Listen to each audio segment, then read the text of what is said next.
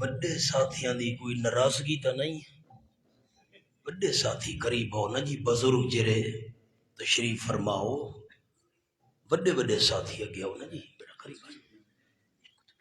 ٹھیک ہے جی، نو نو نو ایک دم مخالف ہوں بولی با، ٹھیک ہے بس بیٹا تھوڑا آگے آؤ.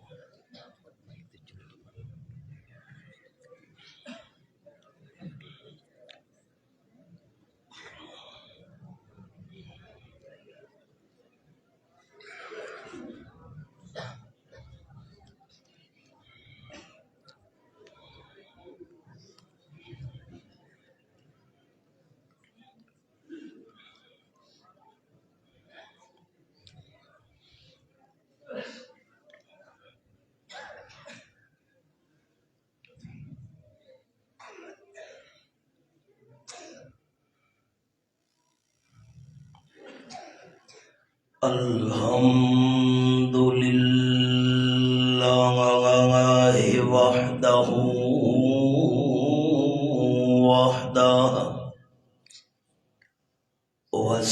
والصلاة والسلام على من لا نبي بعده وعلى آله وأصحابه الذين أوفوا وحدهم.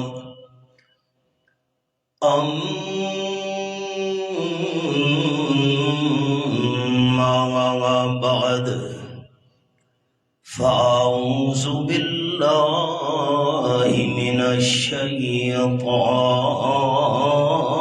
الرجيم.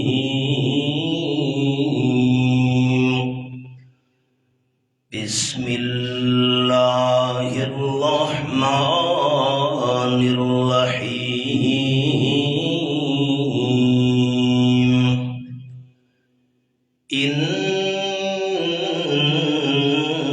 إنما يتقبل الله من المتقين.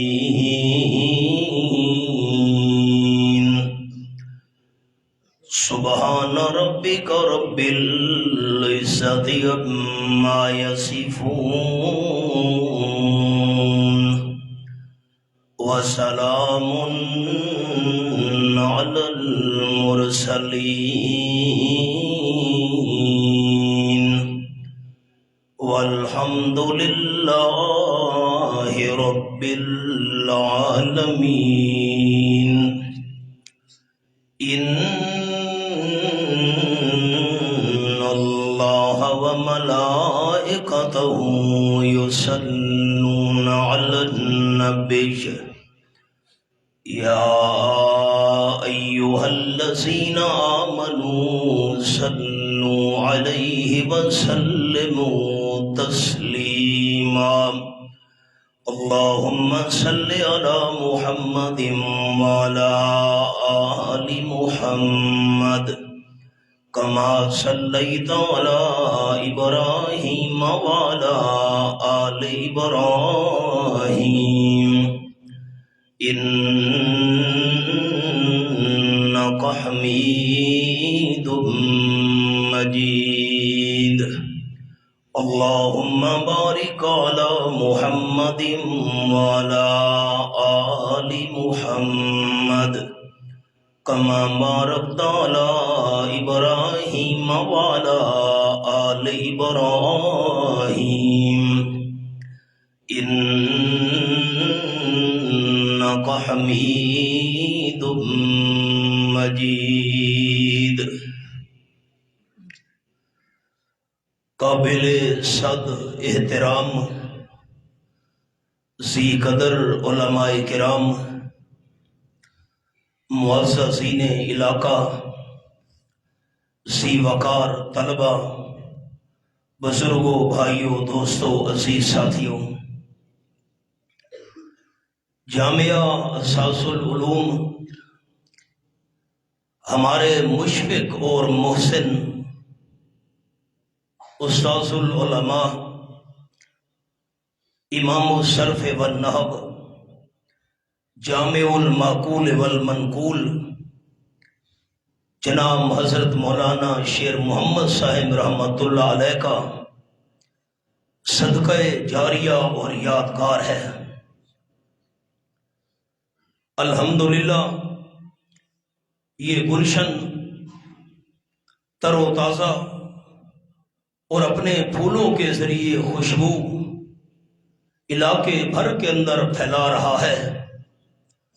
میں دعا گو ہوں کہ رب العالمین استاذ محترم کے اس لگائے ہوئے گلشن کو تعزیز قرآن و سنت کی خدمت کرنے کی توفیق عرضہ نصیب فرمائے۔ سچی بات ہے کہ اس ادارے میں کچھ گفتگو کرتے ہوئے بھی دل گھبراتا ہے۔ استاذوں کی وہ شفقت اور محبت اتنا طویل عرصہ گزرنے کے باوجود بھی میری نگاہوں کے سامنے گھوم رہی ہے۔ رب العالمین کروٹ کروٹ انہیں بہشت برین میں اعلیٰ درجہ سے مالا مال فرمائے۔ سچی بات ہے میں تو ہوں ایک ناقل، جو کچھ اساتذہ کرام سے سنا پڑھا، ان کی جوتیوں میں بیٹھ کر جو کچھ حاصل ہوا، آسان الفاظ میں احباب کے سامنے بیان کر دینا، بس یہی کچھ میری محنت ہے۔ تین باتیں میں عرض کروں گا جو علم کے حاصل کرنے میں بہت بڑی رکاوٹ ہوا کرتی ہیں۔ اگرچہ میں خود اس قابل ہوں کہ مجھے نصیحت کی جائے، لیکن یہ طلبہ میرے بھائی ہیں، چھوٹی چھوٹی بچیاں یہ میری بیٹیاں ہیں۔ میں نصیحت کرنے کے انداز میں بات نہیں کر رہا، صرف آپ تمام طلبہ بھائیوں کو ایک پیغام دینا چاہتا ہوں۔ تین چیزیں علم کے حاصل ہونے میں بہت بڑی رکاوٹ ہوا کرتی ہیں۔ ان میں سے پہلی چیز کا نام ہے تکبر۔ جب انسان اپنے آپ کو بڑا سمجھے کہ میں بڑی چیز ہوں، تو ایسے انسان کو اللہ کریم علم کی دولت سے نوازا نہیں کرتا۔ اور تکبر ایک ایسی بھیانک روحانی تکلیف اور مرض ہے جو رب العالمین کی بارگاہ میں بہت بڑی اللہ کی ناراضگی کا سبب ہے۔ اس لیے میں اپنے تمام طلبہ بھائیوں سے یہ التجا اور اپیل کروں گا، اللہ کریم جتنی زندگی بھی آپ کو علم حاصل کرنے کی توفیق نصیب فرمائے، تکبر نہیں کرنا۔ میں بڑی چیز ہوں، جب انسان کے دل کے اندر یہ خیال پیدا ہو جائے، رب العالمین پھر علم کی دولت سے بھی محروم کر دیا کرتا ہے، اور ایسا بندہ کبھی بھی اپنی زندگی میں دین کا کام نہیں کر سکتا۔ میں واقعات سنانے بیٹھوں، بڑے بڑے واقعات ہیں، صرف ایک چھوٹی سی بات عرض کرتا ہوں۔ ہمارے میاں والی کے اندر ہمارے استاذ الاساتذہ تھے، شیخ التفسیر حضرت مولانا محمد امیر صاحب رحمۃ اللہ علیہ، میانہ محلہ میں ان کا ایک دوست عالم ان کی ملاقات کے لیے وہاں مدرسہ میاں والی میں آیا، اور آنے والا مہمان بہت بڑا عالم تھا۔ وہ حضرت مولانا محمد امیر صاحب رحمۃ اللہ علیہ کا کلاس فیلو تھا، اسباق کٹھے پڑھتے رہے، تو اس نے حضرت مولانا محمد امیر صاحب رحمۃ اللہ علیہ سے پوچھا کہ آپ اسباق کے اندر مجھ سے زیادہ قابل اور ماہر تو نہیں تھے، لیکن آپ دین کا کام کر رہے ہیں، درس قرآن ہے، دورہ تفسیر ہے، باقی اسباق ہیں، بیانات ہیں، میں تو کوئی دین کا کام نہیں کر سکا۔ حضرت مولانا محمد امیر صاحب رحمۃ اللہ علیہ نے فرمایا، مجھے شک پڑتا ہے کہ کوئی استاد تجھ پر ناراض تھا۔ یہ الفاظ کہنے کی دیر تھی کہ اس عالم کی چیخیں نکل گئیں۔ ہمارے استاذ محترم اس محفل میں موجود تھے، انہوں نے سنایا، آنے والا مہمان عالم تھاڑے مار مار کر رونے لگا۔ جب اس کی طبیعت سنبھلی تو اس نے کہا واقعی آپ سچ کہہ رہے ہیں، پرانا دور تھا، 80-90 سال پہلے کی بات ہے، ہمارے اس اب وہ مہمان عالم سنا رہا ہے اپنا قصہ۔ اس نے کہا کہ ہمارے جو استاد محترم تھے، گرمی کا موسم تھا، دوپہر کا وقت تھا، باہر سے کہیں سے مدرسہ میں آئے اور مجھے انہوں نے کہا کہ پانی بھی مجھے پلا دو اور ذرا چارپائی نکال کر سائے میں رکھ دو۔ تو میرے اندر تکبر تھا، میں بڑی چیز ہوں، میں نے استادوں کا میں چارپائی نکال کر باہر رکھنے کے لیے یہاں آیا ہوں، میں اس لیے آیا ہوں کہ آپ کو پانی پلاؤں۔ استاد خاموش ہو گئے۔ میں نے تو فخر میں آ کر یہ جملے کہہ دیے، استادوں نے خود چارپائی نکالی یا کسی اور طالب علم کو کہا اور کسی کو کہا، انہوں نے پانی بھی پلا دیا۔ میرے اس متکبرانہ الفاظ کے بعد استادوں نے سبق تو مجھے پڑھائے لیکن مجھ پر توجہ دینی چھوڑ دی۔ میں آتا تھا، سبق پڑھتا تھا، کمرے میں چلا جاتا تھا، معلوم ہوتا ہے کہ وہ استاد مجھ پر دل سے ناراض سے، میرے ان متکبرانہ جملوں کی وجہ سے اتنا طویل عرصہ گزر گیا، آج تک میں دین کا کام نہیں کر سکا۔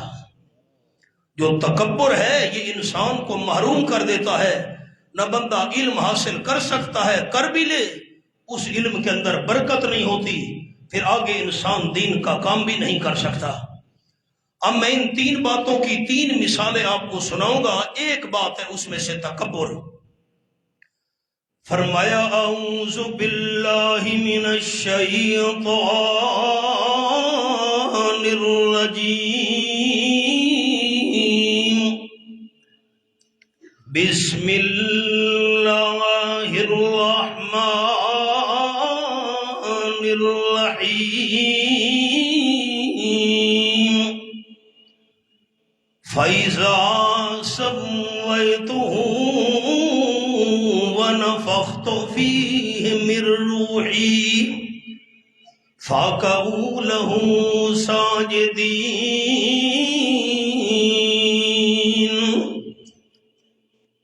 یہ آیت نمبر 29، سورت کا نام سورت الحجر، 14واں پارہ۔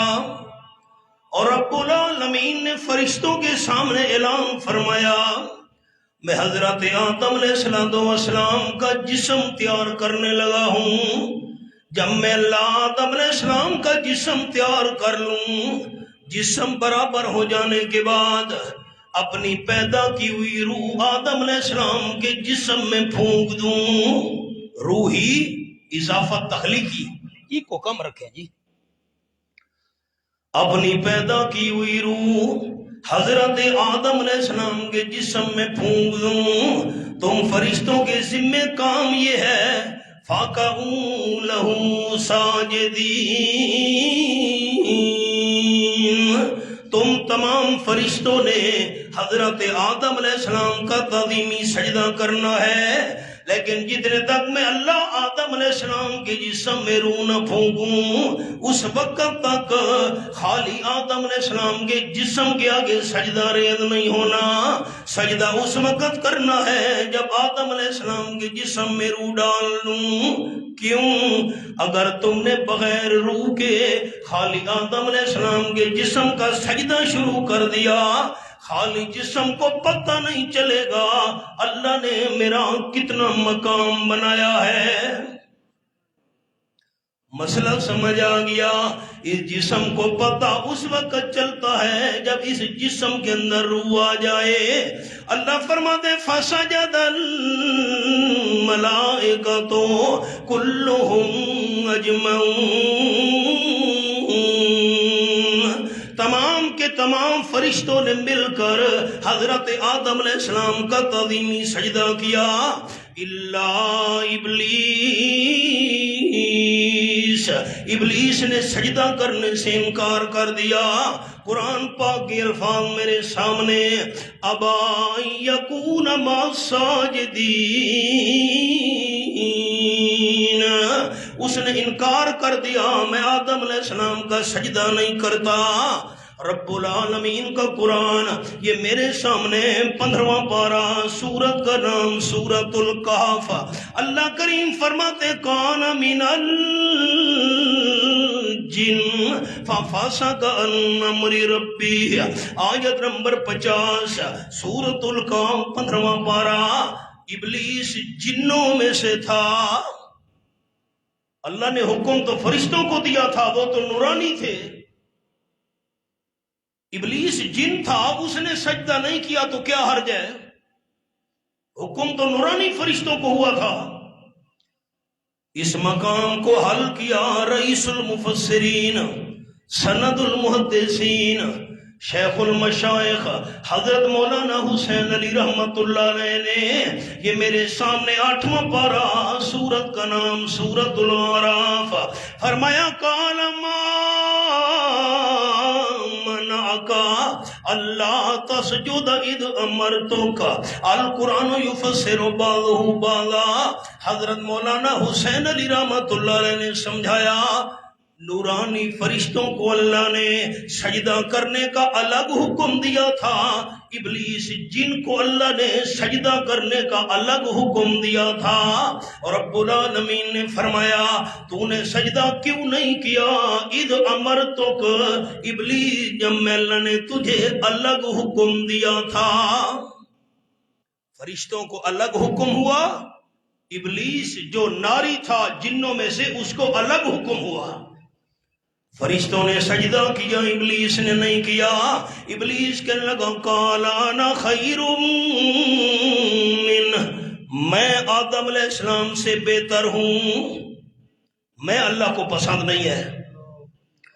اب قصہ تو سریکی کا ہے، میں اردو میں سناتا ہوں لیکن لطف تو آتا ہے سریکی میں۔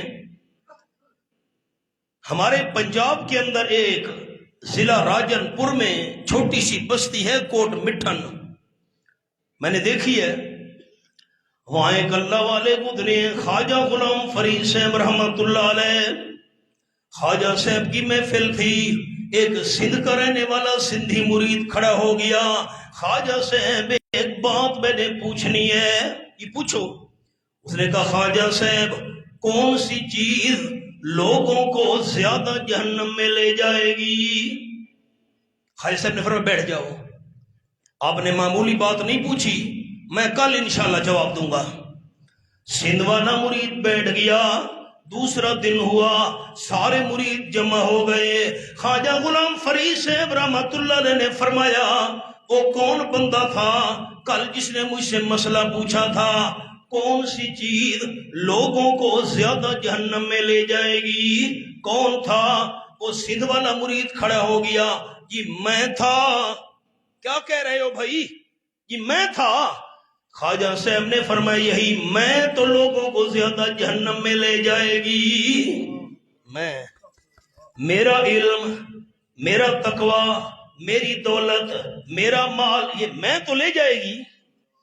ابلیس نے کہا نا خیر من، میں آدم علیہ السلام سے بہتر ہوں، میں اللہ کو پسند نہیں ہے۔ کیوں؟ خلقتنی من نار وخلقتہ من طین، میرے بہتر ہونے کی وجہ یہ ہے اللہ تو نے مجھے آگ سے پیدا کیا ہے، آدم علیہ السلام کو مٹی سے تو نے بنایا ہے، میری شان زیادہ ہے، میرا مقام زیادہ ہے، میں آگ کا بنا ہوا ہو کر مٹی سے بنے ہوئے آدم علیہ السلام کے سامنے سجدہ کیسے کروں؟ اور رب العالمین نے فرمایا فاخرج، نکل جا جنت میں سے، تو نے اپنے آپ کو دیکھا ہے، میں اللہ کا حکم نہیں دیکھا۔ طلبہ ساتھیوں کے لیے جملہ عرض کرتا ہوں تو درس نظامی میں ہے، نص کے مقابلے میں قیاس کرنا ابلیس کا کام ہے۔ اول من قاس ابلیس، جہاں اللہ کا حکم آ جائے نا وہاں انسان کو اپنی عقل دوڑانے کی اجازت نہیں ہوتی۔ ایک طرف میں اللہ کا حکم، انہیں کیا شروع کر دیا، میں آگ کا بنا ہوا، وہ مٹی کا، فلاں فلاں، میں سجدہ کروں، میرے حکم کو نہیں دیکھا۔ تیرے سامنے تیرا وجود قیمتی تھا، حالانکہ اپنے وجود کو قدر و قیمت تو نے نہیں سمجھنی تھی اور رب العالمین کے حکم کو قیمتی سمجھنا تھا۔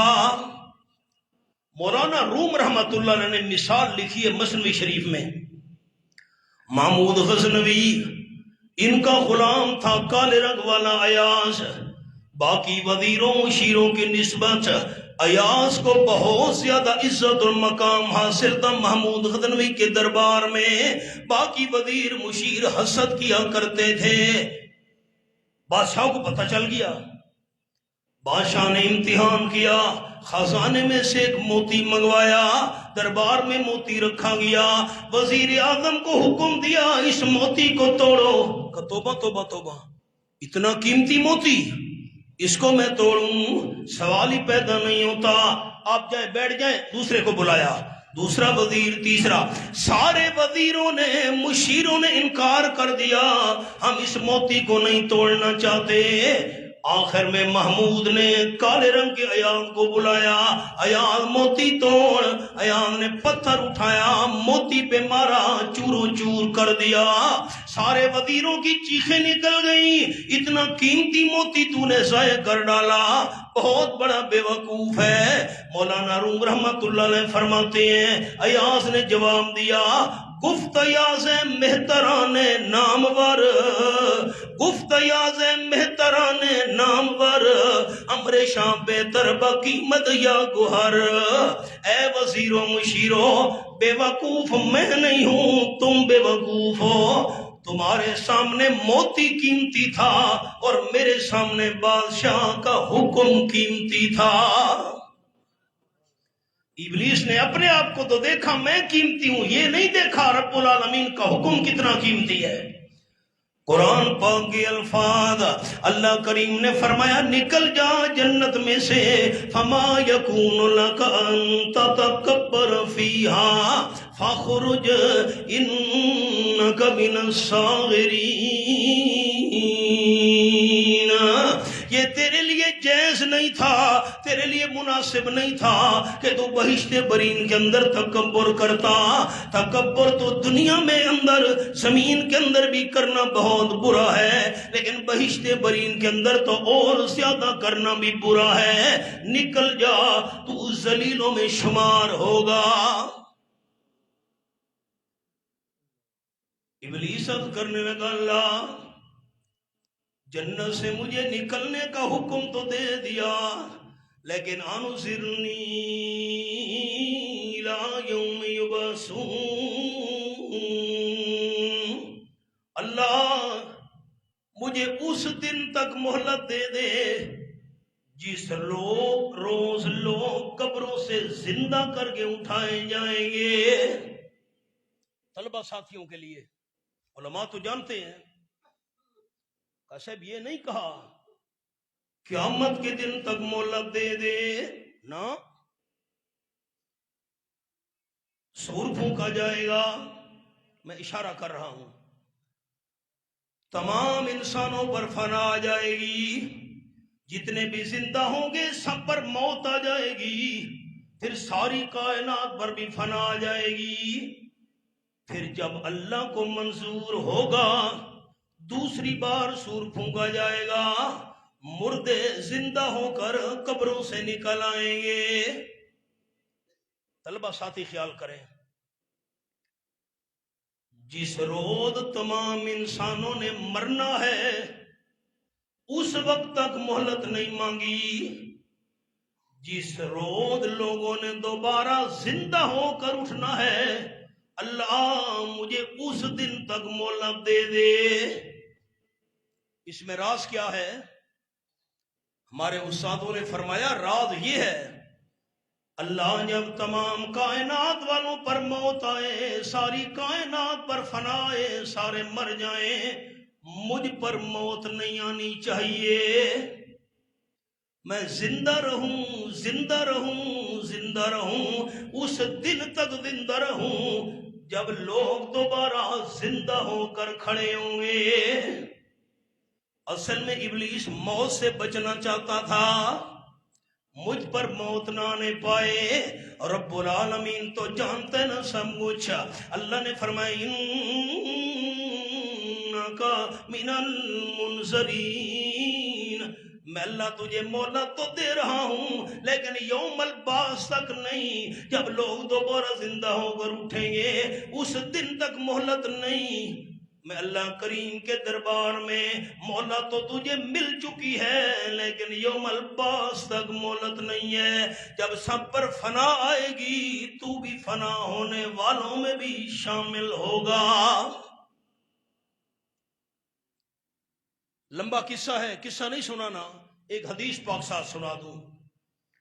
قال النبی صلی اللہ علیہ وسلم لا يدخل الجنہ من کان فی قلبہ مثقال ذرۃ من کبر او کما قال النبی صلی اللہ علیہ وسلم. آپ نے فرمایا جس بندے کے دل میں ذرا برابر بھی تکبر ہوا، ذرا برابر بھی آکڑ ہوئی، ایسا بندہ جنت میں داخل نہیں ہو سکے گا. صحابی نے سوال کیا حضرت، اب سوال صحابی نے کیا فائدہ قیامت تک آنے والی امت کا بن گیا، ہم صحابہ کرام کا احسان نہیں اتار سکتے. عرض کرنے لگا حضرت یحب الرجل ان یکون ثوبہ حسنا وَإِن يَكُونَ نَالُهُ حَسَنًا. حبیب کبریا صلی اللہ علیہ وسلم بندے کے دل کی خواہش ہوتی ہے میرے کپڑے قیمتی ہونے چاہیے، میری جوتی بہترین ہونی چاہیے. اچھے کپڑے پہننے کا نام تو تکبر نہیں ہے، بہترین جوتی پہننے کا نام تو تکبر نہیں ہے.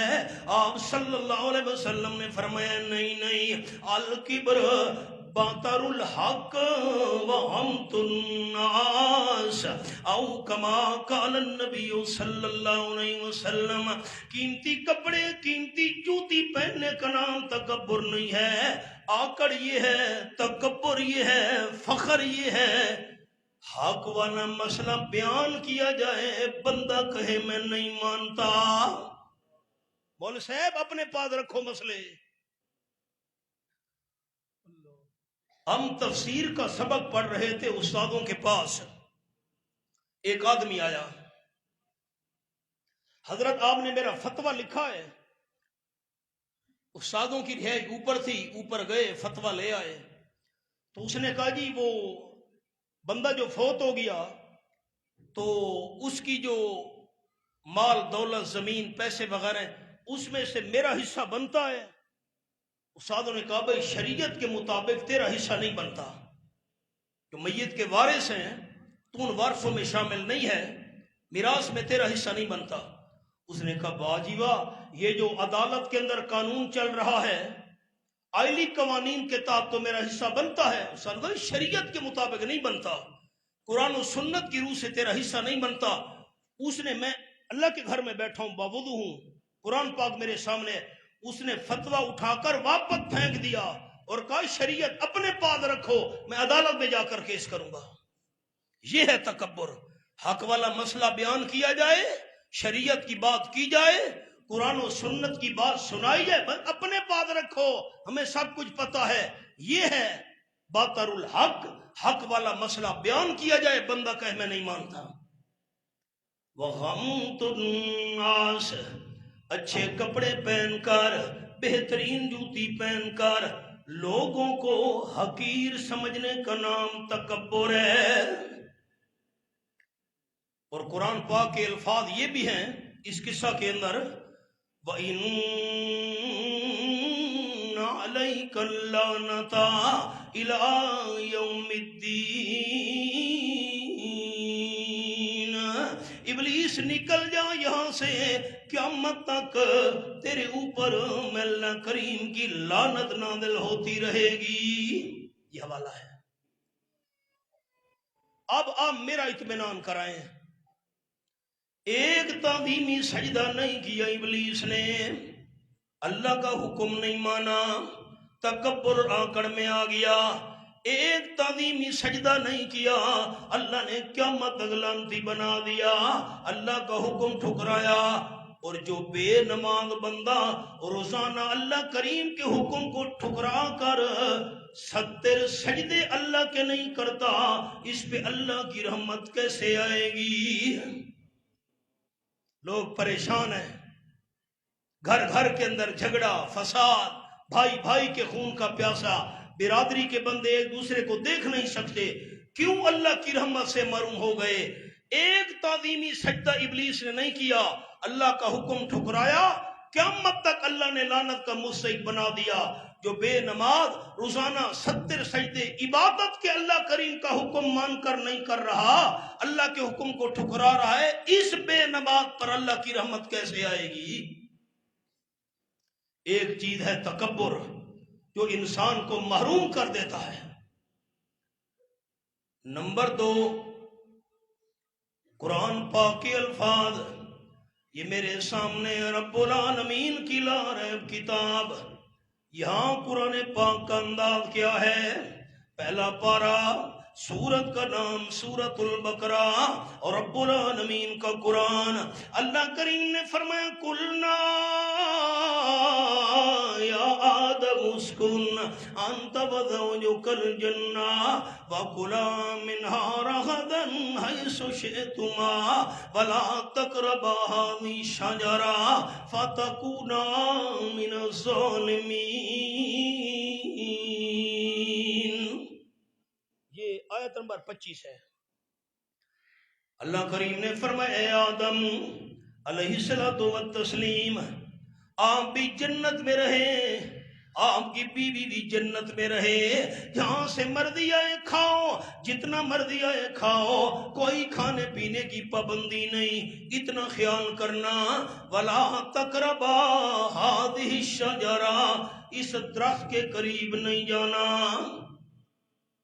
حضرت ابن عباس رضی اللہ تعالیٰ عنہ نے فرمایا ابہموا ما ابہمہ اللہ ورسولہ، جو بات اللہ اور اس کے محبوب صلی اللہ علیہ وسلم نے پوشیدہ رکھی ہے، تم بھی اس کو مخفی اور پوشیدہ رہنے دو۔ اب اللہ بہتر جانتا ہے کون سا درخت تھا، اللہ عالم بالصواب۔ شیطان نے ورغلانا شروع کر دیا۔ مفسرین کے بڑے اقوال ہیں، اب میں اس بات میں نہیں جانا چاہتا۔ ایک قول یہ ہے حضرت آدم علیہ السلام اور اماں حوا یہ جنت کے اندر تھے، جنت کے دروازے کے باہر کھڑے ہو کر شیطان نے وسوسہ ڈالنا شروع کر دیا۔ قرآن پاک کے الفاظ، اقوال بہت سارے ہیں، تفسیر ہوتی ہے دور تفسیر میں نے صرف ایک قول عرض کر دیا۔ ابلیس کیا کہنے لگا، یہ میرے سامنے رب العالمین کا قرآن پاک کھلا ہوا ہے، دیکھیے کیسے وسوسے ڈال رہا ہے۔ قرآن پاک کے الفاظ ما نہاکما ربکما عن هذه الشجرة الا ان تکونا ملکین او تکونا من الخالدین۔ یہ آیت نمبر 20 ہے۔ حضرت اللہ نے آپ کو اور آپ کی گھر والی کو اس درخت کے قریب جانے سے منع کیا ہے۔ اگر آم نے یہ درخت کا میوہ کھا لیا، گھر والی نے کھا لیا، آپ دونوں فرشتے بن جائیں گے۔ نمبر 2، او تکونا من الخالدین، آپ دونوں کو ہمیشہ ہمیشہ کی زندگی نصیب ہو جائے گی۔ انسان ہے نا تو ضروریات بھی ہیں، کھانا بھی ہے، پینا بھی ہے، دیگر حاجات بھی ہیں۔ آپ دونوں فرشتے بن گئے، ضروریات انسانی سے آپ پاک ہو جائیں گے۔ پھر ہر وقت اللہ کا ذکر کرتے رہنا، اللہ کو یاد کرتے رہنا، اللہ کریم کی عبادت کرتے رہنا۔ یہ ہمیشہ ہمیشہ کی زندگی مل گئی، ساری زندگی رب العالمین کی یاد میں گزار دینا۔ یہ وسوسے ڈالنے شروع کر دیے۔ کب تک؟ 1 2 3 بار بار بار بار مسلسل۔ قرآن پاک کے الفاظ وَقَاسَمَهُمَا إِنِّي لَكُمَا لَمِنَ النَّاصِحِينَ، بڑی زوردار قسمیں اٹھائیں ابلیس نے۔ قاسم یقاسم ہوتا تو ہے جانبین کی طرف سے، لیکن یہاں قاسمہما اس معنی میں آیا ہے زوردار قسمیں اٹھائیں ابلیس نے، یہاں جانبین سے نہیں ہے۔ سخت قسم کی قسمیں اٹھائیں، واللہ باللہ تاللہ حاشا وکلا، اتنی میں تمہارا دشمن نہیں ہوں، ہمدرد ہوں، فرشتے بن جاؤ گے، ہمیشہ کی زندگی نصیب ہو جائے گی۔ قرآن پاک کے الفاظ اللہ کریم فرماتے ہیں فَلَمَّا ذَاقَ الشَّجَرَةَ، آدم علیہ السلام بھی بھول گئے، حضرت حوا بھی بھول گئی، درخت کا میوہ کھا بیٹھے۔ قرآن پاک کے الفاظ یہ میرے سامنے 16واں پارہ مالک کائنات کا کلام کھلا ہوا ہے۔ اللہ کریم فرماتے ہیں نسیا ولم نجد لہ عزما، یہ آیت نمبر 115 ہے۔ وَلَقَدْ عَهِدْنَا إِلَىٰ آدَمَ مِن قَبْلُ فَنَسِيَ وَلَمْ نَجِدْ لَهُ عَزْمًا، وعدہ تو پکا تھا، معاہدہ تو پختہ تھا آدم علیہ السلام کا ہمارے ساتھ، لیکن آدم علیہ السلام بھول گئے۔ حضرت آدم علیہ السلام کے دل میں اللہ کی نافرمانی کا پکا ارادہ ہی پیدا نہیں ہوا تھا، بھول جو گئے۔ لیکن جو جملہ میں نے یہاں سنانا ہے اپنے طلبہ بھائیوں کے لیے وہ یہ ہے، مفسرین کرام نے اس مقام پہ لکھا حضرت آدم علیہ السلام کے اندر ہرس پیدا ہوئی، فرشتہ بن جاؤں، ہمیشہ کی زندگی مل جائے، اللہ ہی اللہ کرتے رہیں، اللہ کو یاد کرتے رہیں، رب العالمین کی عبادت میں زندگی بسر کرتے رہیں۔ اس ہرس کی وجہ سے حضرت آدم اما حوا درخت کا میوہ چکھ بیٹھے، نتیجہ یہ نکلا جنت سے باہر نکلنا پڑا۔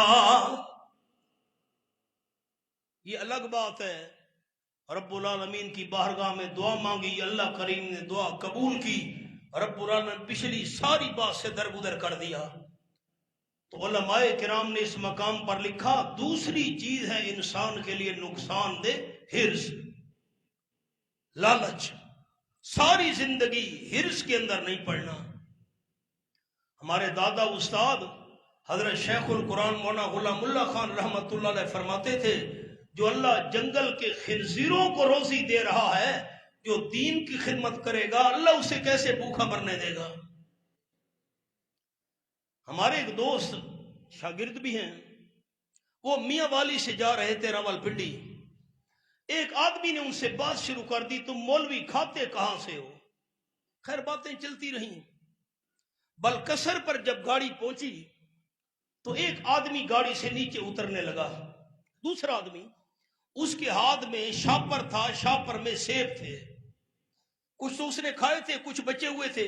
اس نے ہمارے مولوی صاحب کو کہا مولوی صاحب یہ شاپر آپ لے لیں، سیب آپ کھانا۔ مولوی صاحب کہتے ہیں میں نے اس بندے کو کہا جو بحث کر رہا تھا تم کہتے مولوی کیسے کھاتے ہیں، یہ دیکھو ایسے کھاتے ہیں، کیسے الگ دے دیے؟ انہوں نے کہا یہ مہربانی جی میں اپنے الفاظ واپس لیتا ہوں۔ ہمارے استاد فرماتے تھے آپ نے کبھی نہیں سنا ہوگا کہ کسی مولوی صاحب نے بھوک کی وجہ سے خودکشی کی ہو، یہ سنا اس نے بے بہو کھادا سے۔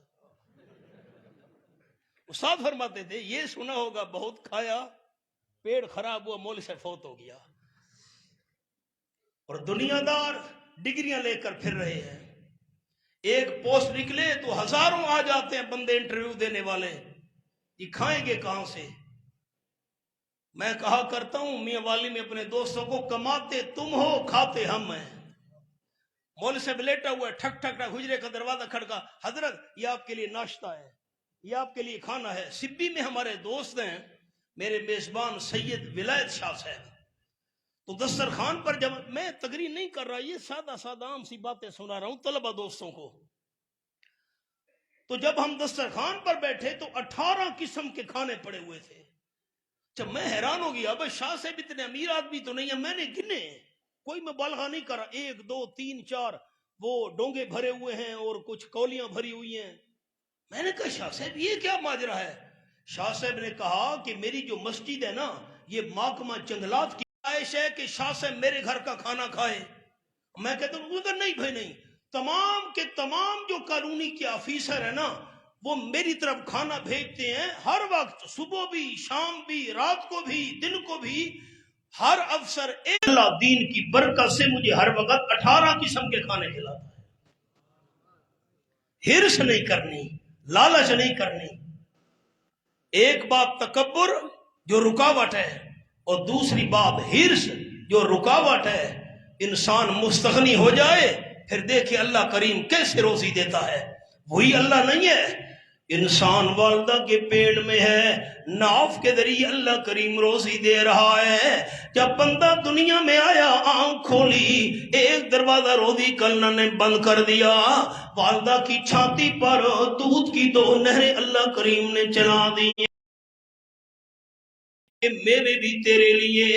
ایک روزی کا دروازہ بند کیا، 2 کھول دیے، 2 بند کیے، 4 کھول دیے۔ اللہ 4 بند کرے گا، جنت کے 8 دروازے کھول دے گا۔ تیسری بات جو رکاوٹ ہے وہ ہے حسد۔ میں اپنا طلبہ بھائیوں سے درخواست کروں گا، حسد نہیں کرنا۔ ہائے اس کو یہ مقام کیوں مل گیا، اس کو یہ مرتبہ کیوں مل گیا؟ نہ، حسد کا انجام بھی بہت برا ہوتا ہے، یہ بھی قرآن پاک کے اندر ہے۔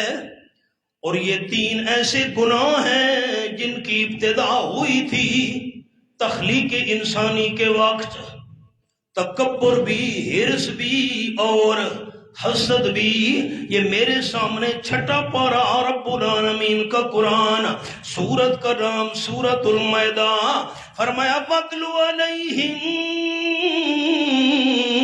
نَبَأَ بَنِي آدَمَ بِالْحَقِّ إِذْ قَرَّبَا قُرْبَانًا فَتُقُبِّلَ مِنْ أَحَدِهِمَا وَلَمْ يُتَقَبَّلْ مِنَ الْآخَرِ قَالَ لَأَقْتُلَنَّكَ قَالَ إِنَّمَا يَتَقَبَّلُ اللَّهُ مِنَ الْمُتَّقِينَ۔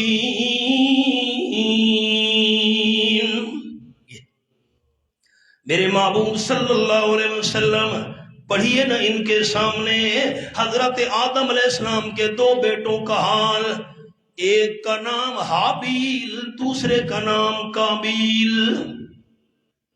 اذ قربا قربانا، میدان کے اندر حضرت حابیل نے موٹا تازہ دمبا رکھ دیا اللہ کے نام پر، اور قابیل نے پرانی گھاس کا ایک گٹھا باندھ کر میدان میں رکھ دیا۔ اب دونوں انتظار میں ہیں کس کی چیز اللہ قبول کرتا ہے۔ اس دور کے اندر یہ رواج تھا، یہ قانون تھا، جس بندے کی چیز اللہ قبول کرتا آسمان سے آگ آ کر اسے جلا دیتی تھی، جس کی چیز جل گئی اس کی قبول ہو گئی۔ اب دونوں انتظار میں ہیں، آسمان سے آگ آئی، حضرت حابیل کے دمبے کو جلا دیا، قابیل کی گھاس کا گٹھا ویسے کا ویسے پڑا ہوا ہے۔ اس کے دل میں حسد پیدا ہو گیا، تیری چیز قبول ہو گئی، میری قبول نہیں ہوئی۔ قال لأقتلنک، طلبہ ساتھیوں کے لیے قاتل کے شروع میں بھی کاف ہے، قابیل کے شروع میں بھی کاف ہے، قاتل قابیل تھا، یہ آسانی کے لیے یاد رکھنے والی چیز ہے۔ قال لأقتلنک، قابیل نے کہا میں تجھے قتل کروں گا۔ میرا قصور بھائی، تیری چیز کیوں قبول ہوئی ہے؟ حضرت حابیل نے جواب دیا قال انما یتقبل اللہ من المتقین، پکی بات ہے چیز اللہ ان کی قبول کیا کرتا ہے جن کے اندر تقوی موجود ہو۔ چیز بھی عمدہ ہو، دل میں اللہ کی رضا بھی ہو. میرے دل میں اللہ کی رضا تھی، چیز بھی بہترین میں نے پیش کی، اللہ نے قبول کر. نہیں نہیں نہیں نہیں، تیری چیز کیوں قبول ہوئی ہے؟ میں تجھے قتل کروں گا. حابیل نے جواب دیا لئن بسطت الی یدک لتقتلنی ما انا بباسط یدی الیک لیقتلک انی اخاف اللہ رب العالمین. اگر تو نے مجھے قتل کرنے کے لیے ہاتھ بڑھایا، میں حابیل ہاتھ باندھ کر بیٹھا ہوا ہوں، میں تجھے کچھ نہیں کہوں گا. میں اللہ سے ڈرتا ہوں، میں ہاتھ باندھ کر بیٹھا رہوں گا، تیری مرضی، قتل کر. انی اریدو ان تبوء باسمی و اسمک فتکون من اصحاب النار وذلک جزاء الظالمین. میں حضرت حابیل چاہتا ہوں میرے قتل والا گناہ بھی تو اٹھائے، اور اس کے علاوہ اگر تیرے کوئی گناہ ہے وہ بھی تیرے ذمے ہوں. تو نے مجھے قتل کیا، جہنمیوں میں سے بن جائے گا، اور یہی سزا ہے جہنم ظالم لوگوں کی. حضرت حابیل کے سمجھانے کے باوجود قابیل پاس نہیں آیا، حسد کا شکار ہو کر حضرت حابیل کو قتل کر بیٹھا. فَطَوَّتْ لَهُ نَفْسُهُ قَتْلَ أَخِيهِ فَقَتَلَهُ فَأَصْبَحَ مِنَ الْخَاسِرِينَ. حضرت حابیل کی گفتگو کا قابیل پر ذرا برابر بھی اثر نہ ہوا. اس کو دل نے آمادہ کیا، جلدی کر بھائی کو قتل کر. حسد کا شکار ہو کر اپنے بھائی حضرت حابیل کو قتل کر بیٹھا، نقصان اٹھانے والوں میں سے بن گیا.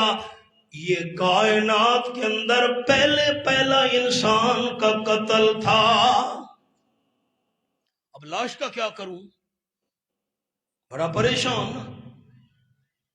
قرآن پاک کے الفاظ فبعث اللہ غرابا، اللہ نے کوے کو بھیجا. کوے نے قابیل کے سامنے آ کر اپنی چونچ کے ساتھ، پنجوں کے ساتھ زمین میں گڑھا کھودنا شروع کر دیا، زمین کو کریدنے لگ. اوہو، قابیل نے کہا میری عقل نے تو اتنا بھی کام نہیں کیا، میں بھی کوے کی طرح گڑھا کھود کر بھائی کی لاش کو زمین میں دبا دیتا. گڑھا کھودا، بھائی حضرت حابیل کی لاش کو گڑھے کے اندر دفن کر دیا. آپ صلی اللہ علیہ وسلم فرماتے ہیں یہ کائنات انسانی کا پہلا قتل تھا. قیامت تک جتنے بھی قتل ہوتے رہیں گے، تمام قتلوں کا گناہ حابیل کو بھی سان ملتا رہے گا. حدیث پاک میں آیا ایک آدمی نے نیک کام کی ابتدا کی، جتنے تک لوگ عمل کرتے رہیں گے ابتدا کرنے والے کو بھی ثواب ساتھ ملتا رہے گا. بندہ مسجد بنا گیا، مدرسہ بنا گیا، کنواں کھدوا گیا، لوگ فائدہ حاصل کرتے رہیں گے، بندے کو ثواب ملتا رہے گا. اور کسی گناہ کے کام کی بنیاد رکھ دیا، جتنے تک لوگ گناہ کا کام کرتے رہیں گے ابتدا کرنے والے کو بھی گناہ ساتھ ملتا رہے گا. اب میں طلبہ ساتھیوں کو ایک جملہ سناتا ہوں. اللہ کریم نے یہ حابیل اور قابیل والا قصہ کیوں سنایا؟ خلاصہ سنا رہا ہوں، خلاصہ قصہ اللہ نے کیوں سنایا؟ اس مقام پر جہاد کا مسئلہ چل رہا ہے. ہمارے بڑے حضرت شیخ المشائخ حضرت مولانا حسین علی رحمۃ اللہ علیہ نے فرمایا اللہ نے یہ قصہ اس لیے سنایا مسلمانوں تم نے کسی پر ظلم نہیں کرنا، اور جو ظلم کرنے لگے اپنا دفاع ضرور کرنا ہے. حابیل کی طرح خاموش نہیں بیٹھنا ورنہ مارے جاؤ گے. خود کسی پر ظلم نہ کرو، خود کسی پر زیادتی نہ کرو، لیکن جو ظالم ہے اس کے ہاتھ کو تو روکو. اگر تم نے ظالم کو نہ روکا حضرت حابیل کی طرح مارے جاؤ گے. اس لیے میدان میں نکلو اور مخالفین جو ظلم و زیادتی کر رہے ہیں کفار مسلمانوں پر، ان کے ہاتھ کو روکو۔ اگر تم نے ظلم کرنے والے کفار کے ساتھ جہاد کر کے ان کو ظلم سے روکنے کی کوشش نہ کی، حضرت حابیل کی طرح مارے جاؤ گے۔ یہ ربط ہے اس سورت کے مضمون کے ساتھ قصے کا۔ یہ 3 باتیں میں نے سنا دی، اب میں ایک اور بات سنانا چاہتا ہوں طلبہ دوستوں کو۔ تکبر، حرص، حسد، ان تینوں سے اللہ قریب بچائے رکھے، پھر علم والی نورانیت اور روحانیت بھی اللہ نصیب کرتا ہے، بندہ دین کا کام بھی آسان طریقے سے کر سکتا ہے۔ علماء کرام، ہمارے طلبہ دوست، رئیس المفسرین حضرت مولانا حسین علی رحمۃ اللہ علیہ، ان کی ایک کتاب ہے تحریرات حدیث۔ ہمارے میاں والی کے کچھ سکول ٹیچر مصر کے اندر گئے سیر کرنے کے لیے۔ ان لوگوں کو پتہ چلا بھئی پاکستان سے، پنجاب سے کچھ لوگ آئے ہوئے ہیں۔ ایک مصر کا عالم ان کے پاس آیا، ان کا تعلق تھا میاں والی میں ایک گاؤں ہے داود خیل، وہاں سے ان کا تعلق تھا۔ تو آپ کہاں سے آئے ہیں؟ جی ہم پاکستان سے ہیں۔ کون سی؟ جی پنجاب سے۔ پنجاب کی کون سی جگہ؟ جی میاں والی سے۔ تو اس عالم نے کہا کہ کل آپ کی دعوت ہمارے پاس ہوگی۔ یہ اسکول ٹیچر کہتا ہے کہ جب ہم دوسرے دن پہنچے جہاں انہوں نے بتایا تھا، کو راہبر بھی لیا، 400-450 علماء وہاں جمع تھے۔ ہم تو دنیا دار تھے، یہ جو 8-10 بندے گئے تھے، تو انہوں نے ہم سے پوچھا بھئی آپ پاکستان پنجاب میاں والی سے ہیں؟ میاں والی میں ایک بستی ہے وہاں بھچرا۔ ہم نے کہا جی بالکل ہے۔ تو وہاں پر ایک حضرت مولانا حسین علی سے گزرے، آپ ان کو جانتے ہیں؟ یہ ٹیچر کہتے ہیں کہ ہم نے نام تو سنا ہوا تھا۔ انہیں کبھی ہمیں مولانا حسین علی کے واقعات سناؤ، حالات سناؤ۔ یہ کہتے ہیں ہمیں کیا پتا تھا۔ ہم نے کہا جی وہ وہابی ایک مولوی تھا اور اس کو لوگوں نے مشہور کیا یہ وہابی ہے، فلاں فلاں ہے، ہمیں تو زیادہ معلومات نہیں ہے۔ ہم نے ان سے پوچھا بھئی آپ نے ہماری، انہوں کہا ہم نے اس لیے دعوت کی ہے کہ آپ میاں والی کے ہیں، مولانا حسین علی صاحب کے حالات و واقعات سے واقف ہوں گے۔ تو ہم نے ان سے پوچھا آپ مولانا حسین علی کے کیسے واقف ہیں؟ تو مصر کے علماء نے کہا ہم تحریرات حدیث کے ذریعے واقف ہیں۔ وہ حضرت کی کتاب ہم تک پہنچی، ہم حیران رہ گئے بے حدیث میں اتنی مہارت رکھنے والا انسان اور اس مقام پر گزرا ہے۔ بس اب یہ بات ختم ہو گئی، اگلی سنیں۔ طلبہ ساتھیوں کی عرض کر رہا ہوں، تحریرات حدیث کو جو ترتیب دینے والا تھا نا، میں نے اس سے ملاقات کی۔ اس کا نام تھا مولانا رب نواز، ضلع خانیوال کی ایک بستی میں رہتا تھا، بستی کا نام تھا چامن۔ ہمیں پتہ چلا تو ہم پیدل وہاں سے روانہ ہو گئے۔ 3 کلومیٹر پیدل سفر تھا، گاڑی وغیرہ نہیں جاتی تھی، کم از کم 30 سال پہلے کی بات ہے۔ رئیس المفسرین حضرت مولانا حسین علی رحمۃ اللہ کا پڑپوتا بھی میرے ساتھ تھا۔ ہمیں لوگوں نے کہا آپ کہاں جا رہے ہیں؟ اس کو ملنے جا رہے ہیں، وہ تو اللہ کو نہیں مانتا، وہ تو داریہ ہے۔ ہم حیران ہو گئے بھئی تحریرات حدیث کی ترتیب دینے والا اسی نے شائع کی تھی، اسی کا نام اوپر لکھا ہوا ہے۔ کہا بادشاہ کدھر جا رہے ہیں؟ خیر ہم پوچھتے پوچھتے وہاں جا پہنچے۔ اس کو اطلاع کی گئی مولانا حسین علی صاحب رحمۃ اللہ کا پڑپوتا ہے، تو بھاگتا ہوا آیا۔ وہ کلین شیو تھا، بالکل کلین شیو، سر پر کوئی ٹوپی وغیرہ نہیں تھی، گرمی کا موسم تھا۔ بیٹھ گئے، اس نے بڑی ہماری خدمت کی، چائے پانی جیسے ہوتا ہے حال احوال۔ ہم اس کی شکل دیکھتے، پھر تحریرات حدیث کی نظر کرتے، ہم حیران ہو گئے۔ تو چونکہ طالب علمی دور تھا، اللہ ابالی دور ہوتا ہے، میں نے کہا جی ہم نے سنا ہے آپ اللہ کو نہیں مانتے۔ تو مسکرانے لگ گیا، پھر اس نے عربی کے شعر شروع کر دیے، قیلا ان الہ ذو ولد قیلا ان الرسول قد کہنا پڑھتا گیا۔ لوگوں نے اللہ رسول کو معاف نہیں کیا، مولوی صاحب مجھے کون معاف کرے گا؟ ہمیں کہنے لگا۔ میں نے کہا جی آپ کی داڑھی نہیں ہے؟ تو ہنسا۔ اس نے کہا جی یہ تو کوئی ایسی بڑی بات نہیں، 2 دن میں شیو نہ کروں تو داڑھی ہے۔ آپ علماء کرام اور طلبہ ساتھی یقین کریں، اس نے مجھے کہا اور حضرت صاحب کے پڑپوتے کو 40 سال ہو گئے ہیں میں نے کتابیں نہیں کھولی، لیکن اللہ کی قسم ایسی عربی باتیں فر پڑھتا تھا، معلوم ہوتا تھا کتابیں اس کے آگے کھلی ہوئی ہیں۔ نماز کا وقت ہو گیا، اب مجھے یہ یاد نہیں کہ عصر تھی یا مغرب، ان دونوں میں سے ایک نماز، اس نے نماز ہمارے ساتھ پڑھی، لوگوں نے کہا تھا وہ نماز نہیں پڑھتا، نماز ہمارے ساتھ پڑھی۔ اب ہم اس سوچ میں تھے دونوں، بھئی یہ اس کا کیا حال ہے؟ تحریرات حدیث کے ذریعے حضرت کی شہرت پہنچی مصر تک، تو اس نے اپنا واقعہ سنایا، بس وہی آخری باتیں سنا رہا ہوں، طلبہ ساتھی غور کریں۔ اس نے کہا کہ میں نے تمام کتابیں پڑھی، حضرت مولانا عبد الخالق صاحب نڈھال والے بہت بڑے عالم تھے اور بہت بڑے مدرس تھے، میں ان کی قبر پر بھی حاضر ہوا ہوں۔ کریمہ سے لے کر بخاری شریف تک میں نے تمام اسباق ان سے پڑھے۔ فارغ التحصیل ہونے کے بعد مجھے پتہ چلا کہ وہاں بھچرہ میں مولانا حسین علی صاحب رحمۃ اللہ علیہ کوئی ہیں، تو میں ان کے پاس پڑھنے کے لیے آیا۔ میں نے حضرت سے تفسیر پڑھی قرآن پاک کی، پھر حدیث پڑھی، پھر میں نے تحریرات حدیث لکھی، پھر میں نے حضرت کو دکھائی، حضرت کی زندگی میں چھپوائی، پھر وہ پھیلی، علماء نے فائدے اٹھائے۔ کہتا ہے کہ پھر میں واپس جب اپنے استادوں کے پاس، اب غور کریں طلبہ ساتھی، استادوں کے پاس واپس آیا مولانا عبد الخالق صاحب رحمۃ اللہ علیہ کے پاس، تو استاد نے پوچھا جی آپ کہاں گئے تھے، کیسے کیسے؟ میں نے بتایا، میں نے کہا میں مولانا حسین علی صاحب کے پاس گیا تھا، میں نے ان سے تفسیر پڑھی، حدیث۔ آپ کو کیا آتا ہے؟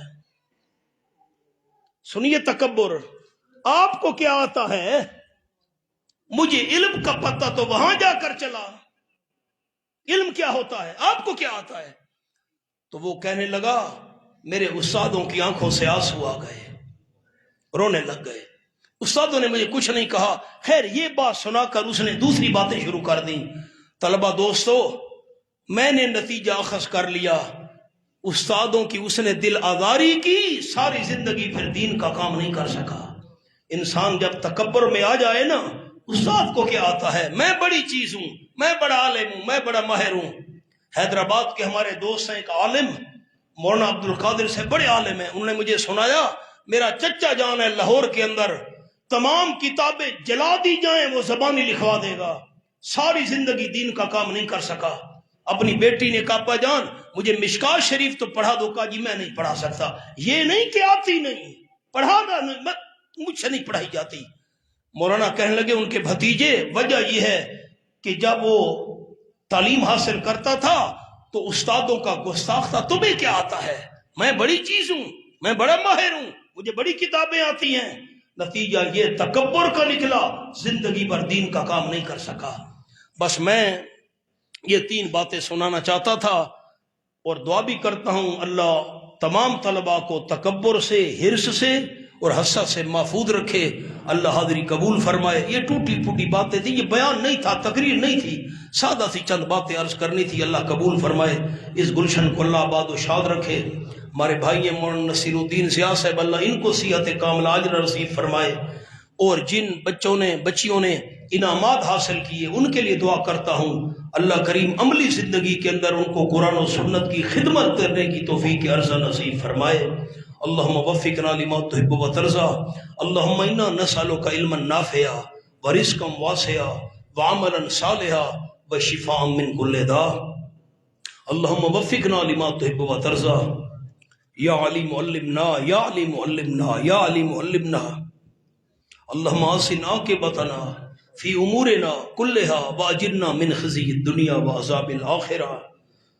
جتنے ادارے کے معاونین ہیں، اساتذہ کرام، طلبہ، سب کے لیے دعا کرتا ہوں اللہ یہ محنت قبول و منظور فرما کر آخرت کی نجات اور بخشش کا ذریعہ بنائے۔ ربنا تقبل منا انک انت السمیع العلیم وتب علینا انک انت التواب الرحیم برحمتک یا ارحم۔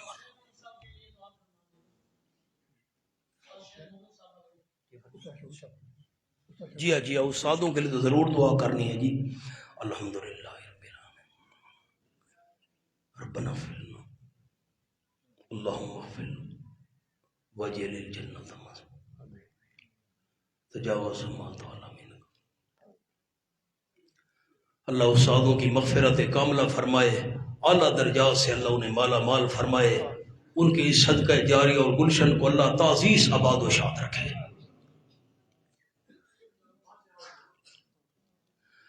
بران رحمت کے لیے بھی دعا کرے، اللہ رحمت کی بارش نصیب فرمائے۔ اللہم انزل علینا من السماء ماء مبارکا، اللہم انزل علینا من السماء ماء مبارکا